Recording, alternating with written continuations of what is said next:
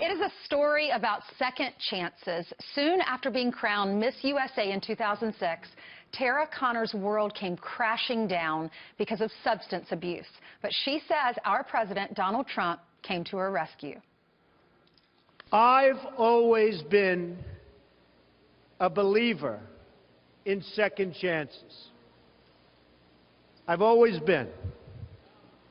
Tara is a good person. Tara has tried hard. Tara is going to be given a second chance. You see her tears. Now she is 10 years sober, and she is spreading her message of awareness to the 22 million Americans that are suffering with addiction. She has also penned an op-ed thanking President Trump. Now, joining me now is Tara Connor. She is an advocacy ambassador for Facing Addiction, a nonprofit organization. Thank you for being here. Congratulations on celebrating 10 years of sobriety. Yeah, a decade. Tell us what happened. What was your story? This was in 2006. You Right. were crowned Miss USA. I'm crowned Miss USA. 9 months into my reign, I fail a drug test for cocaine, and then it becomes this massive media circus and this huge news story. And Donald Trump had a choice. He could have fired me, or he could have given me an opportunity to get help. And thank God he chose to give me that opportunity, because it was a huge step forward for the recovery movement. Did he save your life? He started it. You know, I always have to give him credit for that, because had he not said in the press conference that obviously she's an alcoholic, maybe she needs rehab, I don't know that I would have been able to get treatment, because I know that on my own I wouldn't have been able to afford it.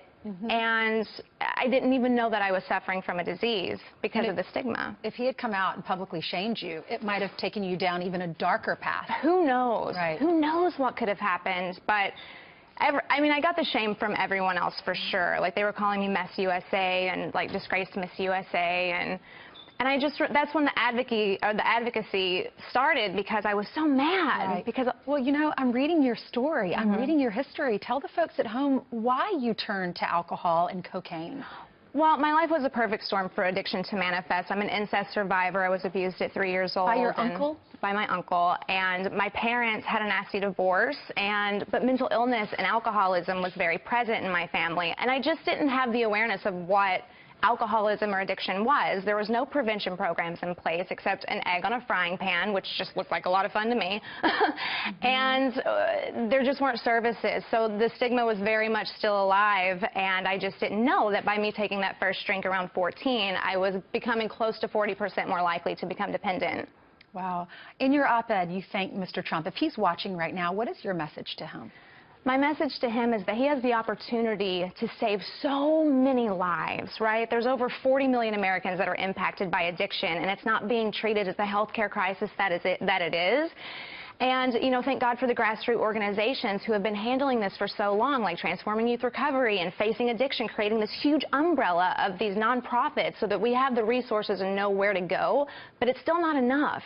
So I encourage everyone who's out there struggling to go to facingaddiction.org and sign their letter to Mr. Trump, because we need to do something. Our kids are dying, but recovery works, right? There's a way out, and I'm just so grateful that I was given that opportunity, and I feel that everyone should have that opportunity, and it should be mandatory. He made you great again. He made me great again. Tara, thank you so much for being here. Congratulations. Thank you. We wish you nothing but the best. Thank God you bless. so much. You're welcome.